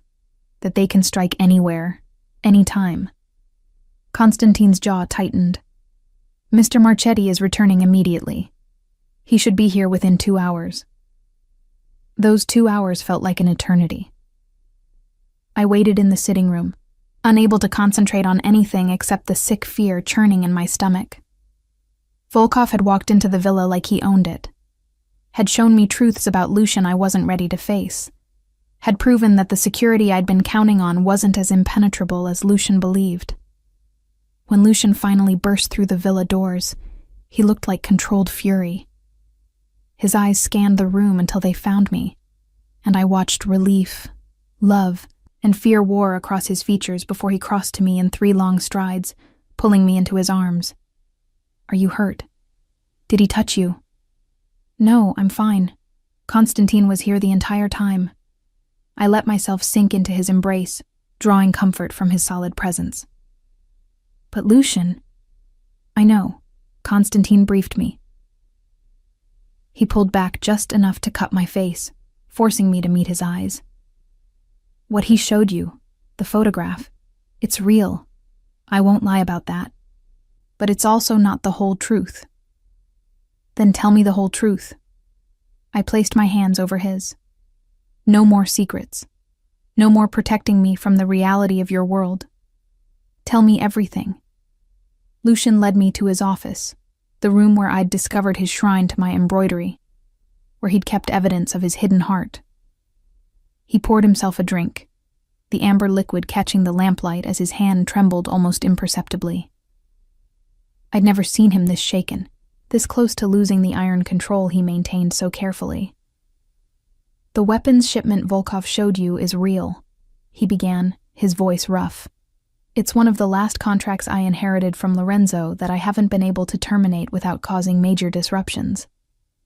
The buyers are militia groups in Eastern Europe, some fighting for legitimate causes, some less so. I've been trying to renegotiate, to find ways to exit that market entirely, but it's complicated." Complicated how? I needed to understand, needed to see beyond the simple horror of guns and death. Because if I pull out, someone else fills the vacuum immediately. Someone with fewer scruples about who they sell to, with no interest in screening buyers or limiting quantities. At least through my network, there are controls, limits, attempts to prevent the worst outcomes. He took a long drink, grimacing. It's a rationalization, I know. Blood money is still blood money, regardless of how carefully it's counted. Are you planning to stop? To get out of that business entirely? Yes. No hesitation. I've been working toward that for 2 years, since I first saw you at Sant'Angelo, if I'm honest. Something about watching you create beauty for children who had nothing made me look at my own choices differently. Made me want to build something better than what Lorenzo left me. He moved to the glass display case, his fingers hovering over the replica handkerchief without quite touching. Every time I looked at this, I thought about the woman who'd made it, who'd poured hours into something she'd never be paid for, just because it might bring comfort to a frightened child. And I thought about the man I was, someone who profited from making children frightened in the first place. The cognitive dissonance was destroying me. Then why haven't you stopped? I moved to stand beside him, studying our reflections in the glass. If you've been working toward change for 2 years, why are you still making weapons deals? Because dismantling an empire takes time and strategy. His jaw tightened. I can't just announce I'm going legitimate. That would signal weakness, invite challenges from people like Volkov who'd love to carve up my territory. I have to transition carefully, replacing illegal revenue streams with legal ones, ensuring the people who depend on me for employment aren't left vulnerable. The people who depend on you are also involved in illegal activities, I pointed out. Some, yes, but not all. For every gun shipment, there are 100 legitimate employees in my restaurants, my hotels, my import businesses, families who depend on steady paychecks, who don't know or care about the darker aspects of how I built this empire. I'm responsible for them too. I understood what he was saying, even as part of me recoiled from it. Lucian was trapped between the world he'd inherited and the world he wanted to build, unable to completely abandon one without destroying what he'd created in the other. How long? I asked quietly. How long until you can walk away completely? Honestly, 2 years, maybe 3. I have major contracts that need to expire or be transferred, alliances that need to be restructured, legitimate businesses that need to grow large enough to sustain everything else. He finally looked at me, vulnerability naked in his eyes. I know that's not the answer you want. I know you're wondering if you can live with a man who profits from violence for another 2 or 3 years. And I'll understand if... Stop. I pressed my fingers to his lips, silencing him. I'm not going anywhere, Lucian. I'm angry, yes. I'm struggling to reconcile the man who treasures embroidery with the man who sells weapons. But I also understand that change takes time, that you can't undo decades of your uncle's choices overnight. Relief flooded his features, but I wasn't finished. However, I need something from you. Complete transparency going forward. No more protecting me from uncomfortable truths. If you're involved in something morally questionable, I need to know. I can't support what I don't understand, and I can't make informed choices about our marriage if you're hiding things. You'll hate me, he said quietly, When you know everything, see everything, you'll realize I'm not the man you want me to be. Then give me the chance to decide that for myself. I took his hand, lacing our fingers together. You've been making decisions for me since the moment you claimed me as payment for my father's debt. Let me make this one. Let me choose you, knowing exactly who you are, instead of discovering it piece by piece through men like Volkov. Something shifted in his expression, hope breaking through the habitual self-loathing. You'd still choose me? Knowing what I am, what I've done? I'm choosing who you're trying to become, I corrected. The man who supports orphanages and phases out weapons deals. The man who keeps embroidered handkerchiefs over his heart and reads to traumatized children. That man is worth choosing. But he has to let me see him, has to trust me with the complete truth. Even if that truth is ugly? Especially if it's ugly. Beautiful things are easy to love, Lucian. It's the broken, complicated, struggling things that require real commitment. He pulled me into his arms then, holding me like I was something precious and fragile he was terrified of losing. I felt the tremor running through his body, the careful control finally cracking under the weight of everything we'd been building toward. I don't deserve you, he whispered against my hair. Probably not, I agreed. But you're trying to. That counts for something. We stood like that for a long time, wrapped in each other while the villa settled into nighttime quiet around us. Eventually, Lucian pulled back enough to meet my eyes. Volkov will escalate. What happened today? Showing you that photograph, hitting our warehouses. It's just the beginning. He's going to keep pushing, keep trying to drive wedges between us, keep proving he can breach our security whenever he wants. Then what do? We remove the threat permanently. His voice was cold, controlled, the voice of the man who'd built an empire on calculated violence. I've been trying to avoid direct confrontation, hoping Volkov would accept that my territory is off limits. But subtlety isn't working. He needs a demonstration of strength, something definitive that makes him understand the cost of targeting what's mine. Ice trickled down my spine. What kind of demonstration? The kind where he stops being a problem. Lucian's expression was hard, implacable. I won't let him threaten you, Valentina. I can't. Even if it means doing things that make you see me as a monster. Lucian, I need you to go somewhere safe while I handle this. Sant'Angelo, maybe, or a property I own in Malta. Somewhere with security so tight that even Volkov couldn't. No. I pulled away from him, crossing my arms. I'm not running. I'm not hiding while you do whatever violent thing you're planning. If we're building something real, if you're letting me see the complete truth, then I stay. I face this with you. It's not safe. Nothing about loving you is safe. I moved back to him, taking his face in my hands. But I'm choosing it anyway. I'm choosing you, this life, whatever comes with it. But you don't get to make me disappear whenever things get dangerous. That's not how marriage works. You don't understand what I'll have to do. Then help me understand. I held his gaze, refusing to flinch. What exactly are you planning? He was silent for a long moment, warring with himself. Finally he sighed, the fight draining out of him. Volkov operates from a villa outside Catania. He keeps his core operations there. Records, contacts, money. Constantine has been gathering intelligence for weeks.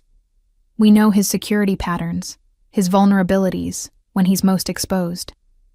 And, I prompted when he hesitated, and tomorrow night, we're going to remove him, permanently.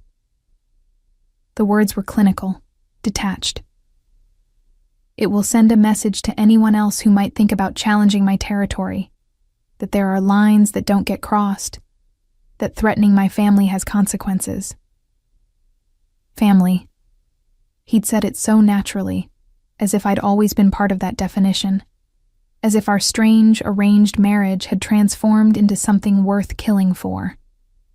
Will you do it yourself? I had to ask. Or will Constantine— I'll be there, Lucian cut in, leading the operation. I don't ask my men to do anything I'm not willing to do myself. But yes, Constantine and a team will be with me. This isn't a solo venture. And if something goes wrong? If Volkov is more prepared than you think?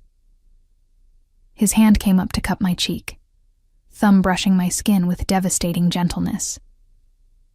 Then I'll do everything in my power to come back to you. But Valentina, you need to understand. There's a chance I won't. Volkov is dangerous, and even the best plans can fail. If that happens, Constantine has instructions to get you somewhere safe, to give you resources to build a new life far from all of this. Stop talking like you're already dead. Anger flared, hot and protective. You're coming back. You have to come back because I refuse to lose you now that I've finally decided to keep you. A ghost of a smile touched his lips. Decided to keep me? Yes. You difficult, complicated, infuriating man. I'm keeping you. I pulled him down until our foreheads touched. So you survive tomorrow night, and you come home, and we continue building this ridiculous marriage that started with extortion and somehow turned into something real. Valentina. Promise me. My voice broke slightly. Promise you'll come back. I promise I'll try. It was the most honest answer he could give, and we both knew it. And if I do come back, if we survive this, then no more secrets. Complete transparency. You'll know everything about my business, my plans, my past. All of it. Deal.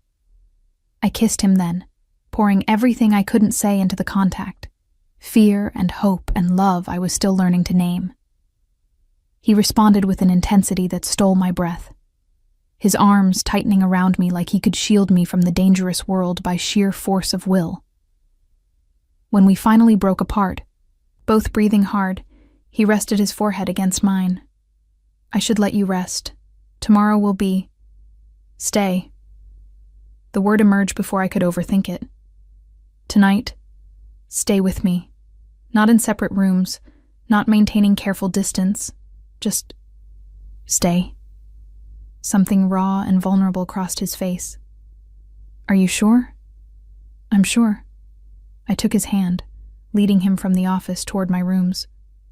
Whatever happens tomorrow, I want tonight. I want to fall asleep in your arms and wake up the same way. I want one night where we're just Lucian and Valentina, husband and wife, without the weight of everything else. In my bedroom, we shed the careful facades we'd maintained for so long. Lucian helped me out of my dress with hands that trembled slightly, his touch reverent, almost worshipful. I unbuttoned his shirt, revealing the body I'd only glimpsed before. Lean muscle and old scars, evidence of a life lived violently. Are you sure? He asked again, when we stood in only undergarments, vulnerability naked in his eyes. Once we cross this line, there's no going back to careful distance. I don't want distance. I pulled him toward the bed, heart hammering. I want you. All of you. Even the parts that frighten me. What followed was tender and intense, fumbling and perfect. Two people learning each other's bodies and hearts simultaneously. Lucian was careful, attentive, constantly checking that I was comfortable, that I wanted this. I'd expected the controlled man I'd come to know, but instead found someone almost overwhelmed by emotion, by the intimacy of finally being allowed close. Afterward, we lay tangled together in the darkness, his hand tracing lazy patterns on my bare shoulder, my head pillowed on his chest, where I could hear his heartbeat gradually slowing. I love you, he murmured into the quiet. I know I've said it before, but I need you to hear it now. Whatever happens tomorrow, whatever you learn about me in the future, that truth doesn't change. I love you, Valentina, more than I thought I was capable of loving anyone. I love you too. The words came easier than I'd expected, truth settling into my bones. I don't know when it happened. Maybe during one of our breakfasts, or when I found your display case, or just now. But it's real. You're real to me, Lucian. Not the reputation or the empire, just you. His arms tightened around me, as if he could keep me safe through proximity alone. Promise me something. Anything.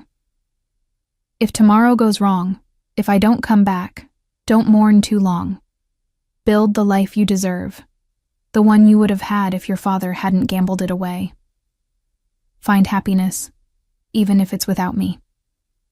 Stop. I lifted my head to look at him in the darkness. You're coming back. I won't accept any other outcome. He smiled, sad and tender. Your faith in me is humbling. My faith in us, I corrected. We've come too far, survived too much to end like this. So you go tomorrow, you do whatever needs to be done, and then you come home to me. Understand? Yes, ma'am. His tone was lighter, teasing. When did you get so bossy? When I married a mafia boss who needed someone to keep him in line. I settled back against his chest, exhaustion finally pulling at me. Now sleep. Tomorrow can wait. I felt him press a kiss to the top of my head, heard him whisper something too quiet to make out. Then sleep claimed us both. Two people who'd been forced together now choosing to stay, gambling everything on love that had emerged from the most unlikely circumstances.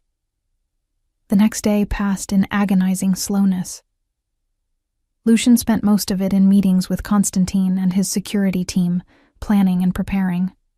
I tried to work on embroidery but couldn't concentrate, my mind spinning with worst-case scenarios. What if Volkov was expecting them? What if the intelligence Constantine had gathered was wrong? What if Lucian didn't come home? As evening approached, Lucian found me in the garden where I'd been pacing despite Constantine's protests about staying inside. He looked like he was heading to war, dressed in black tactical gear, weapons visible beneath his jacket, his expression set and determined. I'm leaving soon, he said, pulling me into his arms. Constantine will stay here with you. Half the team remains to secure the villa. You'll be safe. I don't care about safe. My fingers clutched his jacket. I care about you coming back. I will. He tilted my chin up, his kiss soft and lingering. I have too much to come back to, too much worth fighting for. Lucian, no goodbyes. He pressed another kiss to my forehead. Goodbyes are for endings. This is just, see you soon. I watched from the terrace as he left, his team moving with military precision toward the waiting vehicles. Constantine stood beside me, his presence solid and reassuring. He'll make it back, Signora. Mr. Marchetti is the best strategist I know. He doesn't take unnecessary risks. But this whole thing is an unnecessary risk, I argued. There has to be another way to handle Volkov without direct confrontation. Not anymore. Volkov made this personal when he threatened you. In our world, that can't stand. The hours that followed were the longest of my life. Constantine and I waited in the sitting room, neither of us able to pretend normalcy. Around midnight, his phone buzzed with a text message. His expression gave nothing away as he read it, but I saw tension leave his shoulders. They've completed the primary objective. No casualties on our side. They're en route back now. Relief crashed through me so intensely I nearly collapsed. Lucian's all right? Minor injuries, but functional. He insisted on checking on you before seeking medical attention. Constantine's mouth quirked in something like amusement. Stubborn man. 20 minutes later, I heard vehicles approaching. I ran to the foyer despite Constantine's protests about protocol, needing to see with my own eyes that Lucian had survived. When he walked through the door, bloodied, exhausted, but alive and whole, something inside me broke and reformed simultaneously. You came back. I crossed to him, careful of obvious injuries but needing to touch him, to confirm his reality. I promised I'd try. His smile was tired but genuine. Turns out I'm very motivated to keep promises made to my wife. You're hurt. I noticed the makeshift bandage on his arm, the way he was favoring his left side. Nothing serious. Volkov put up more fight than expected, but he didn't finish the sentence. Didn't need to. The outcome was clear from his presence here. Over the next few hours, as a doctor examined Lucian's injuries and patched him up, Konstantin briefed me on what had happened. Volkov was gone. His core operations dismantled, his network scattered. The threat had been neutralized, though at a cost I tried not to dwell on too closely. "It's over," Lucian said later when we were alone in his room. "Our room now," we'd silently agreed. "Volkov won't threaten you again. No one will. And the others, his associates? We'll think very carefully before challenging my territory." His voice was flat, exhausted. "This is what I am, Valentina. This is what my world requires. Violence answered with violence. Threats eliminated with precision. If you can't live with that—" "I can live with it," I interrupted. "Not happily, not without moral struggle. But I can live with it, because I understand the alternative. You either control the violence or it controls you. You've chosen the former, and while I wish there was another way, I accept that this is the reality we're in.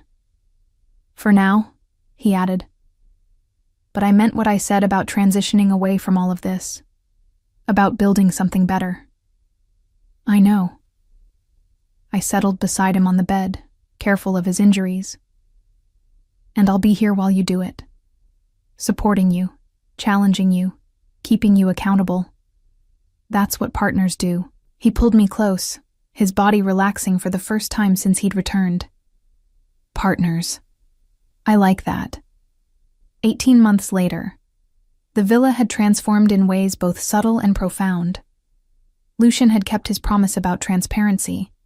I now sat in on some of his business meetings, understood the intricacies of his operations, knew exactly which ventures were legitimate and which still existed in moral gray areas. The weapons contracts had been terminated, that revenue stream replaced by expanded real estate and hospitality holdings. It wasn't perfect. There were still aspects of his business I wished didn't exist. But progress was measurable, real. Sant'Angelo had flourished with increased support. Isabella now overseeing not just the orphanage, but also educational programs and job training for older children. Lucian visited less frequently than before.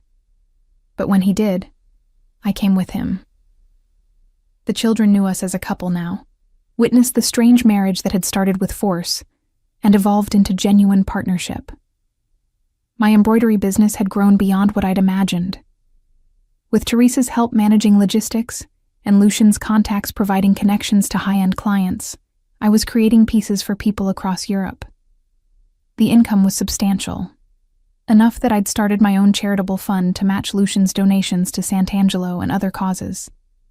But the biggest change was simpler, more intimate.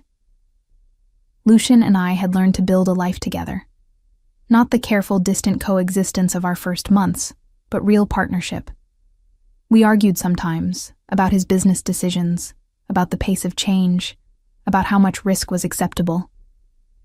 But we also laughed, supported each other, built something neither of us had expected when we'd stood in that chapel exchanging reluctant vows. On our 2-year anniversary, Lucian surprised me with a ceremony, not a wedding. We were already married, but a renewal of vows. This time at Sant'Angelo, with Isabella and the children as witnesses, with no force or obligation, just choice. 2 years ago, I claimed you as payment for a debt, Lucian said, his voice steady but emotional. It was selfish, manipulative, and wrong, but it was also the best decision I ever made, even if I made it for terrible reasons. Today, I'm asking you to choose me again, not because you're obligated, not because you're trapped, but because you want to. Will you, Valentina? Will you choose to stay married to this complicated, damaged man who loves you more than anything else in his life? I looked at him, this man who'd forced his way into my life and somehow become my home, who kept my embroidery in a glass case like treasure, who read to traumatize children and fought to build something better than what he'd inherited, who made me furious and proud in equal measure, who'd learned to tear down walls and let me see the heart underneath. Yes, I said simply. I choose you, Lucian Marchetti. Every complicated, infuriating, beautiful part of you, now and always. We exchanged new rings that day, simple bands I'd embroidered with our initials, sealed under glass so they'd last forever. And as we stood in the chapel where Lucian had once been a frightened boy, surrounded by children who represented everything good he was fighting to create, I realized something profound. Love doesn't always arrive the way we expect. Sometimes it's forced on us, thrust into our lives through circumstances we didn't choose. But that doesn't make it less real when it finally takes root. Sometimes the most beautiful things grow from the most unlikely beginnings, like hope embroidered into handkerchiefs, or marriages that start with debt and become devotion. Our story wasn't a fairy tale. It was messier than that, more complicated, built on foundations that would never be entirely clean. But it was ours, chosen despite everything, maintained through conscious effort, growing stronger every day we decided to stay. And in the end, maybe that was worth more than any easy love story. Because we'd fought for this. We'd earned every moment of peace, every laugh shared, every morning waking up together. We'd transformed a transaction into a marriage, obligation into partnership, force into choice. That night, as we stood on the terrace of the villa watching stars emerge above Sicily, Lucian's arms around me and my hand resting over his heart where I knew my handkerchief still lived in his pocket, I felt completely certain of our future. It wouldn't be perfect. There would be more challenges, more ethical struggles, more moments where we'd have to choose each other over easier paths, but we would face them together. Two people who'd been forced together by fate and chose to stay because of love. "What are you thinking?" Lucian murmured against my hair. "That I'm glad my father gambled badly." The admission would have seemed insane 2 years ago, but now it was just truth. If he hadn't, we never would have found each other. I would have found you eventually. His arms tightened. I was already looking for ways to approach you, to introduce myself without terrifying you. Your father's debt just accelerated the timeline. Still sounds creepy when you phrase it that way. I know. I felt his smile against my temple. But it's our story. Strange beginning and all. Strange beginning, I agreed. But good middle. And hopefully a long, complicated, beautiful future. I'll spend that future earning your trust, he promised. Earning the choice you make every day to stay with me. You already earned it. I turned in his arms to face him. But I like that you're still trying. Shows you haven't gotten complacent. Never with you, amore. He used the endearment that had evolved between us, more meaningful than any grand declaration. With you, I'll spend every day grateful and trying to be worthy. As we stood there wrapped in each other under the Sicilian stars, the villa settled into nighttime quiet around us. Somewhere inside, Teresa was probably tidying up. Constantine was reviewing security protocols. The household continued its rhythms. Normal life built around our abnormal beginning. And in my workshop, new projects waited. Pieces I was creating not out of obligation or survival, but out of joy. Because that's what love had given me. The freedom to create beauty not as escape or therapy, but as celebration. Every stitch a reminder that even the darkest patterns could be transformed into something worth treasuring. Just like our marriage. Just like us.